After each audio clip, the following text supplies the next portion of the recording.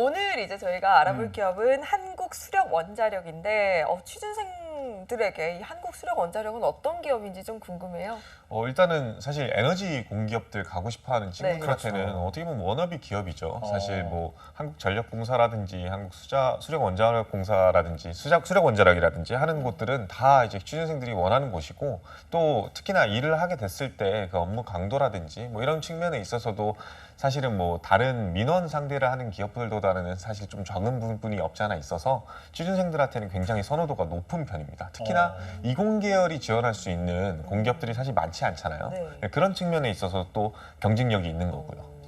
한국 수력 원자력.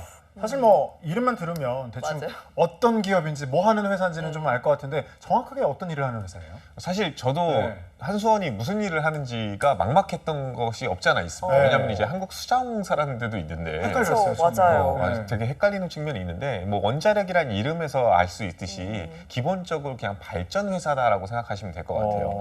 우리나라의 발전량의 한 30%를 이 수력원자 한수원에서 지금 담당하고 있습니다. 이런 가장 큰 이유는요. 이게 사실 설립법 근거가 무엇인지가 제일 중요한데 이 한국 전력을 안정적으로 공급해서 국민 삶을 풍요롭게 하고 국가 경제 발전의 밑거름이 된다라는 이념이 이 지금 현재 하고 있는 일을 관통한다라고 해요. 즉 발전을 통해 가지고 국민 경제 삶에 좀 더 나은 부분을 찾겠다라는 측면이 있는 게 강하고요. 그래서 우리나라 전기 생산의 심장 같은 곳이다라고 이렇게 생각하시면 될 것 같아요. 여기서 좀 주의하실 게 뭐냐면은 수력 원자력 이렇게 써 있어서 진짜 수력 원자력만 하는 줄 아는 사람들이 굉장히 많습니다. 근데 당연히 수력 원자력도 하고요. 그 이외에도 뭐 태양광 발전이라든지 뭐 조수간만 차를 이용한 발전이라든지 하는 것들도 모두 다 이용하는 그런 종합 발전 회사다 이렇게 생각하시면 될 것 같습니다. 오늘 솔직히 우리나라에서 전기를 공급한다라고 하면 또 한국전력공사를 빼놓을 수 없을 것 같은데 어떤 밀접한 관계가 있나요? 사실 이제 한국수력원자력 같은 경우에는 기본적으로 솔직히 말씀드리면은 한국전력공사에서 파생돼서 나온 거는 사실입니다. 그래서 한국수력원자력이 기관 설립일이 2001년인데 이때 전력산업 구조 개편 촉진에 관한 법률에 의거해서 일단은 파생돼서 나왔다고 생각하시면 좋을 것 같습니다. 그래서 사실상 한국전력공사가 모태가 된다는 얘기 그리고 이 한수원이 사실상의 자회사라는 얘기에 어느 정도 이제 그런 이야기는 사실은 옳은 표현이라고 생각이 듭니다. 다만 이제 뭐 정관이라든지 뭐 법인이 완전히 분할되어 있기 때문에 또 다른 회사인 것도 사실입니다. 근데 이게 좀 애매한 부분이 없잖아 있는 게 사실 한수원에서 결국에는 전력을 생산하면 한국전력공사에서 전력을 사가겠죠. 그래서 사실은 상호 이제 공존의 관계에 있다라고 생각하시면 좋을 것 같습니다. 네.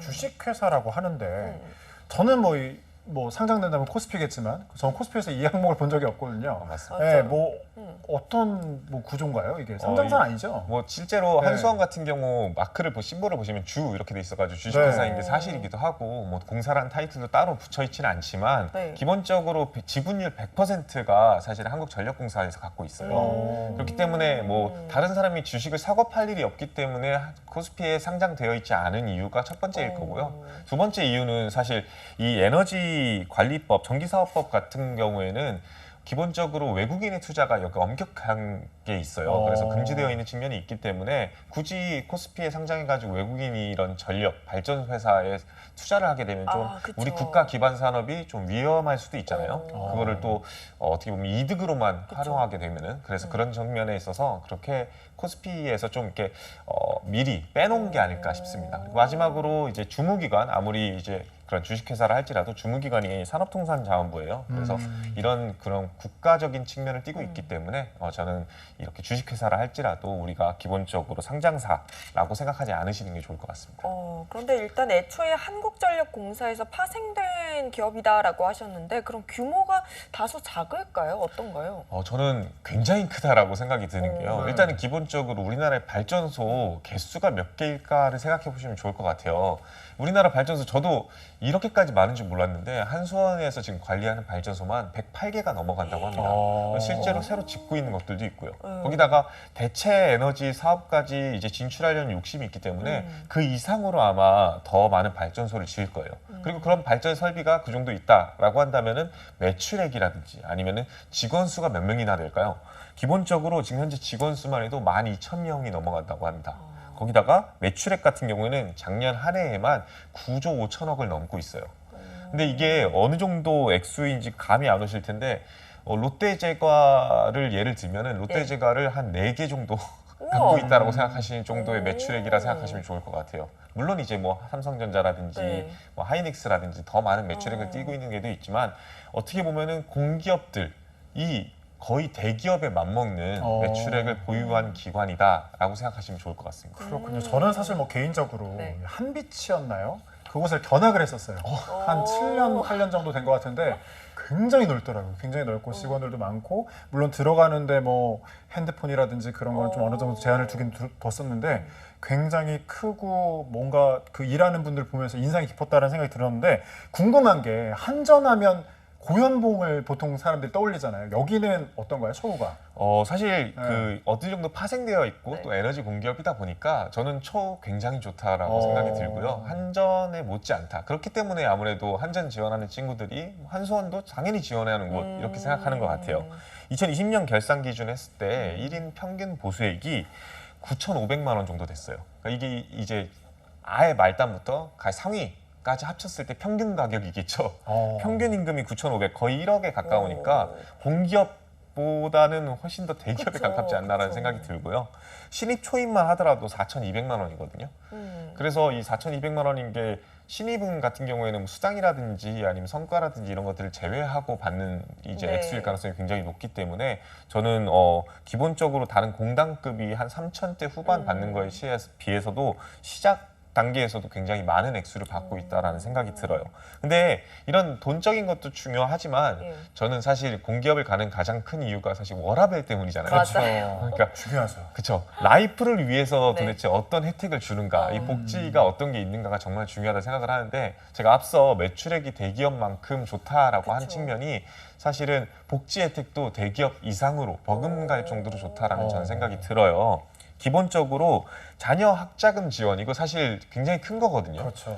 특히 이 한수원 같은 경우에는 파견직이 생각보다 많습니다. 해외에 특히 예를 들면은 지금 현재 이 발전 설비 같은 것들 수출을 많이 하잖아요. UAE라든지 하는 데들 수출을 하는데 그런 데들 가면은 어쩔 수 없이 또 파견직을 보낼 수밖에 없고 그러면 아이가 있으면 어떻게 할까? 그 아이에 대해서도 학비를 지원해 준다고 한다. 그래서 학비 지원까지도 해주고 또 생활 안정화 자금이라 그래서 웬만하면 은행밖에 없는 그런 이렇게 신용대출인데 네. 이 생활 안정화 자금 명목으로 따로 신용대출도 지원을 해주고 있고요. 그리고 제일 중요한 게 사실 이 발전 설비, 발전소 특성상 전국 단위에 있잖아요. 뭐 진짜 말씀대로 여기 가평에도 있을 수도 있고 아니면 저쪽 경남에도 있을 수도 있고요. 근데 그런 측면에 있어서 새롭게 이게 근무지가 바뀌었다든지 아니면 취업을 해가지고 내가 전혀 살지 않는 지역에 간다라고 한다면 어쩔 수 없이 내가 자취를 하거나 또는 집을 마련해야 될 가능성이 되게 높은데 그런 기타 지역 근무에 대해서 실제로 주택 자금을 지원해 주는 거 이게 있습니다. 집 자금을 지원해주고 있습니다. 실제 액수도 굉장히 큰 편에 있어요. 그래가지고 대부 기준으로 했을 때 이제 앞서 말씀드린 생활 안정화 자금 같은 경우에도 2천, 3천, 5천만 원 정도 한도로 지원해 주니까 여기에다가 플러스 내가 지금 그 집 관련해 가지고 대출을 추가로 해준다라고 한다면은 충분히 지방에서는 살 수 있을 정도의 서울에서는 힘들지만 지방에서는 살 수 있다. 그쵸. 기본적으로 이제 서울에는 아무래도 그렇죠. 발전소가 없으니까 네. 뭐 지방 가실 일이 거의 더 그쵸. 많다고 저는 생각이 들어요. 그래서 그런 측면에 있을 때 굉장히 좋고요. 마지막으로 이것도 좀 신박한데 결혼했을 때 축의금을 줘요. 축의금이요? 네, 뭐 회사 얼마나 차원에서 줄까요? 100만 원을 줍니다. 100만 원 정도 축의금으로? 그럼 원을 줍니다. 사내 커플이면 200만 원 주는 거네요? 그것까지는 제가 아니, 확인을 못 해봤는데 너무 쏠깃하시는 거 아니에요 지금? 뭘 갈 수가 없으니까. 네, 그래서 본인 결혼도 뿐만 아니라 네. 본인이 이제 나중에 결혼해가지고 아이를 낳는데 아이가 또 결혼한다. 그럼 그거에 대해서 또 100만 원을 주고 있기 때문에 어. 굉장히 이런 측면에 있어서는 복지 혜택이 음. 정말 잘 돼 있는 기관이 아닐까 생각이 듭니다. 출산을 또 장려도 하네요. 네. 그러니까요. 주택 자금 지원에 저는 굉장히 귀가 솔깃하는 것 같아요. 아무리 지역이어도 지방에서 집을 얻기가 쉽지가 그렇죠. 않거든요, 혼자서. 그러면 복지도 굉장히 좋지만 이 발전소라는 게 요즘 이제 원자력들이 폐쇄 수순에 들어가기도 하고 다소 이제 하향하는 산업이 아닌가라는 생각이 들기도 하거든요. 아, 네. 제가 진짜 그 우려사항 학생들한테도 진짜 많이 듣기도 합니다. 근데 일단 첫 번째로 말씀드리고 싶은 건 원자력이 폐쇄 수순이다라고 하시는 말은 당연히 저도 일리가 있다고 생각이 들지만 그 폐쇄하는 방법에 대한 기술도 굉장히 중요해요. 이제 지금 현재 운영 중에 있는 발전 산업에서 원자력 어떻게 점점점 축소해 나갈 것인가, 그리고 만약에 해체한다라고 한다면 이 해체 기술은 또 어디서 구해올 것인가. 그래서 실제로 이 원자력 해체에 관련된 기술도 굉장히 연구를 박차를 가하고 있는 게 한수원입니다. 그리고 그 기술력은 어떻게 보면은 나중에 실제 많은 나라에서 원자력을 지금 현재 하고 있고 만들고 있지만 또 폐쇄할 때도, 그리고 또 철수할 때도 굉장히 또 기술이 많이 들어가는 게 이 산업이기 때문에 계속해서 미래 먹거리 산업은 존재하는 것이 사실입니다. 네. 거기다 추가적으로 제가 앞서 맨 처음에 한수원을 설명해 드릴 때 종합 에너지 회사라고 했잖아요. 그래서 수력 원자력만 담당하고 있지는 않습니다. 기본적으로 미국의 신재생 에너지 관련해 가지고 풍력 단지를 실제로 인수하기도 하고요. 아니면은 칠레의 태양광 발전 산업 관련해 가지고 또 네. 지분 투자를 하기도 했어요. 그래서 이 기속적으로 미래를 위한 신성장 동력을 확보하려고 하는 움직임을 가속하고 있어요.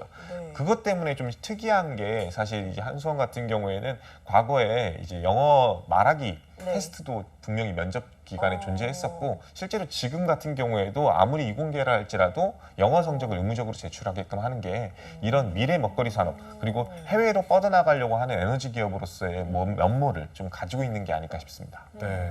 에너지와 관련된 일을 하는 기업이잖아요. 채용 규모는 좀 어떤가요? 일단 기본적으로 채용 규모 이번에도 굉장히 큽니다. 어. 사무직렬에서만 10명, 기술직렬에서 109명으로 총 우와. 119명을 이번에 채용을 실시한다라고 합니다. 이게 물론 숫자가 크진 않다라는 생각이 드실 수 있는 게 상반기 때 200명을 뽑았거든요.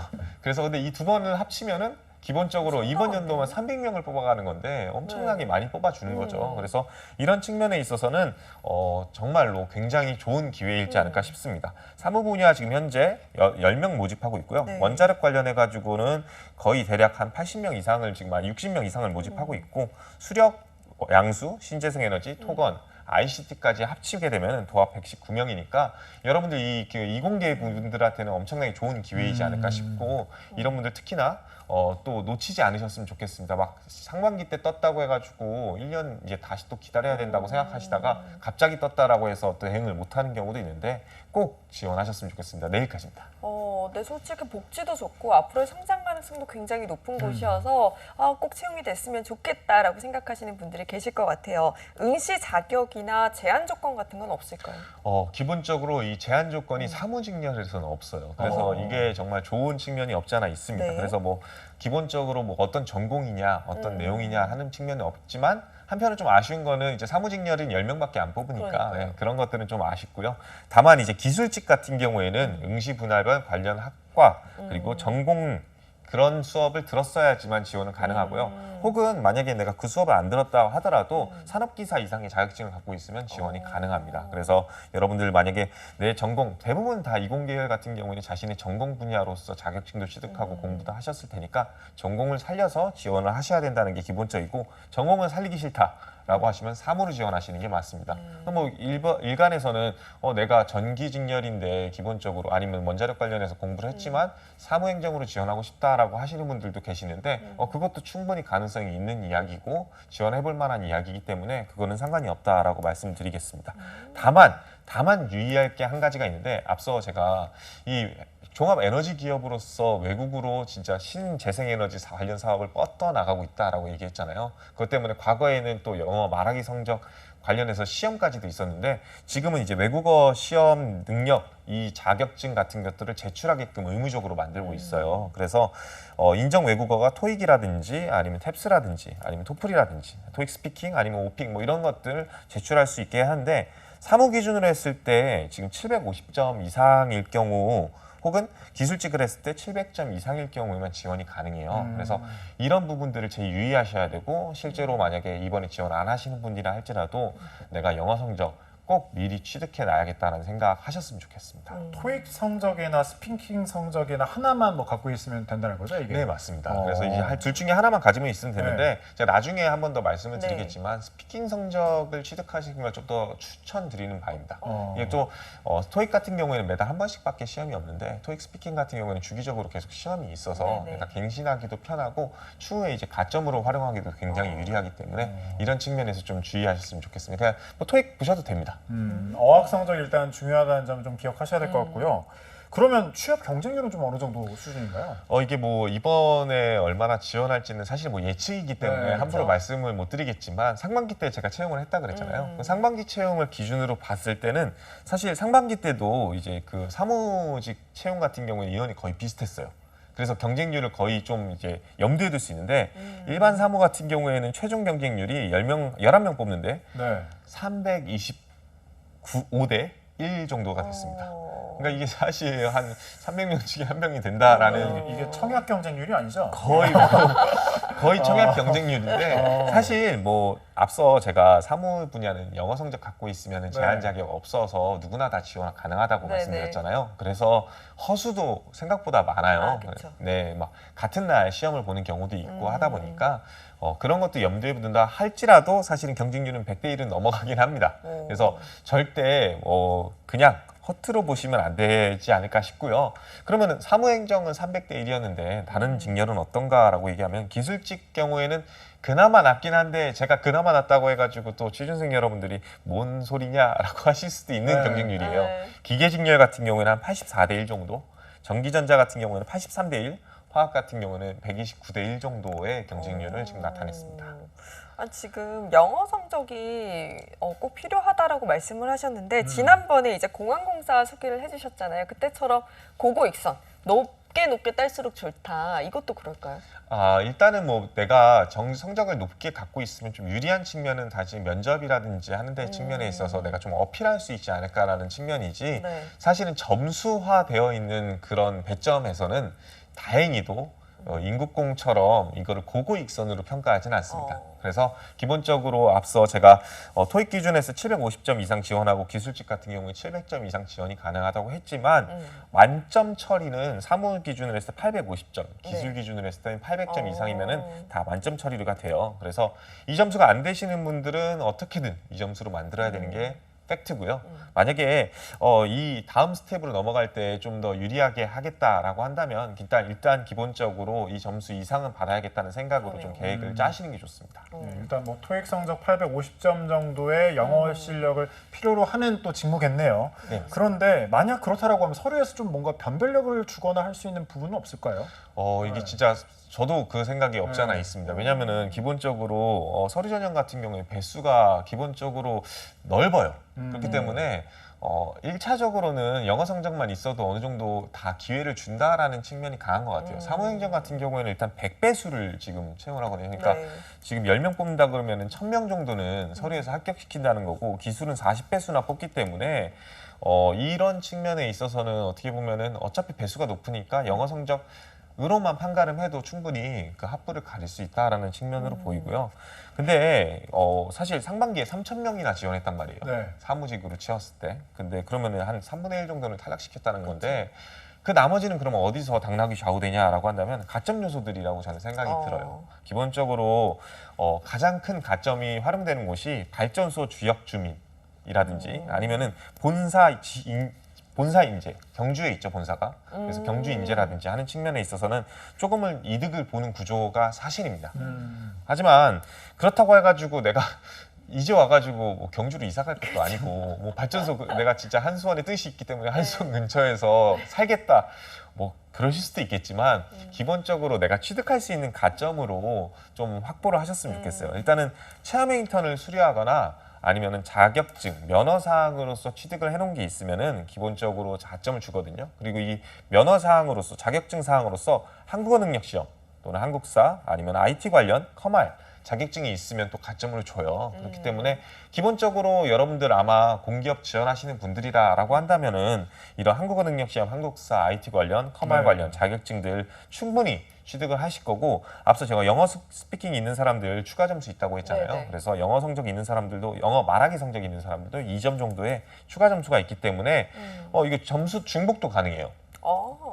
그렇기 때문에 네. 이런 측면에서 내가 영어 만점을 취득해놨다라고 한다면 이런 가점 요소를 확보했을 때 네. 비로소 그 3,000명 중에 1,000명이 되지 않을까 싶습니다. 그래서 이런 것들 좀 고려하셔야 되고요. 제가 뭐 자꾸 사무행정만 얘기했는데 기술직도 마찬가지거든요. 네. 기술직도 기술사라든지 기사 등의 가점이 있어요. 그래서 이런 것들 자세히 살펴보셔서 꼭 응시할 때 제출을 하셨으면 좋겠습니다. 네, 가점 사항들 꼼꼼하게 한번 체크를 해보셔야 될 것 같고요. 이외에도 혹시 한수원의 채용 공고에서 좀 유의했으면 좋겠다. 이 부분은 한번 눈여겨보자 할 만한 부분이 있을까요? 일단은 동점자 처리 기준인데 자격 면허를 1순위로 두고 어학 성적을 2순위로 둬요. 그러니까 뭐 어학 성적이 제가 아무리 중요하다 해도 결국에는 이 자격증 가점 그쵸. 요소가 중요하다고 말씀드린 게 이런 측면이 있어요. 그래서 기술직이라 할지라도 사무행정 아니라 할지라도 공통 분야로서 점수를 주고 있는 뭐 한국어라든지 네. 한국사라든지 이 커말이라든지 영어 스피킹이라든지 하는 거 나 그냥 기계기사만 일반 기계기사만 취득하면 당연히 되는 거 아니야라는 생각으로 접근하시지 말고 사무행정 진짜 친구들처럼 열심히 준비를 하셔야지 경쟁력을 확보할 수 있어요. 그래서 가점 요소, 면허 가점이라든지 이런 것들 꼭 취득을 하셨으면 좋겠고요. 자격증 취득 이후에는 이 영어 성적 스피킹 이 가점도 꼭 고려를 하셨으면 좋겠어요. 일단은 이 영어 성적, 말하기 성적 제가 다음번에 다시 한번 얘기를 하겠지만 제가 토익보다는 말하기 성적을 취득하는 게 조금 더 유리하다라는 네. 게 기본적으로 매달 시험이 있기 때문에 그 토익이 좀 더 불리하고 매번 시험이 있기 때문에 토익 스피킹이 좀 유리하다고 했는데 그 이외에도 이 한수원 같은 경우에는 필기 성적에도 가점에 해당이 돼요. 그러니까 내가 어차피 영어 성적을 취득해서 지원 자격을 취득한다라고 한다면 그 지원 자격을 갖는 동시에 필기 성적의 가점으로 활용될 수 있으면 되게 네. 좋겠죠. 그런 측면에 있어서 말하기 성적은 굉장히 유리한 측면이 있습니다. 기본적으로 통과하는 거, 일반 전형에서 내가 지원했을 때 그 다음 전형으로 넘어가는 스텝으로서 도움이 될 뿐더러 그 필기 성적에서도 굉장히 좋은 성적 갖고 계시면은 일단은 가점으로서 2점 정도 확보할 수 있거든요. 근데 그 기준은 스피킹 한 160점 이상이에요. 근데 160 이상이라는 거는 그렇게 높은 점수는 아닙니다. 그 충분히 이공계열 같은 경우에도 취득할 만한 성적이거든요. 네. 그래서 내가 만약에 준비를 하신다라고 한다면 서류 전형에서도 도움이 되고 필기 전형에서도 도움이 되는 이 영어 말하기 성적 취득을 하셨으면 좋겠습니다. 당장 이게 언제까지죠? 지원이?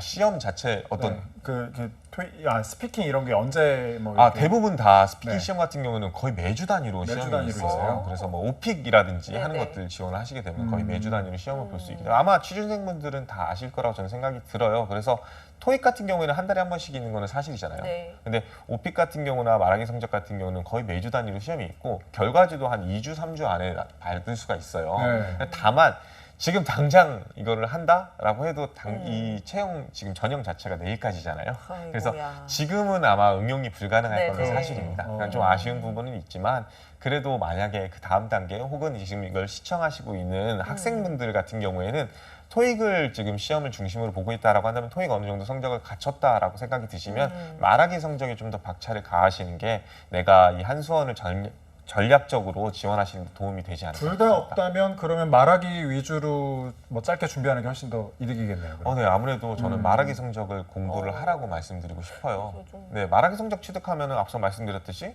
서류 전형에서 일단은 네.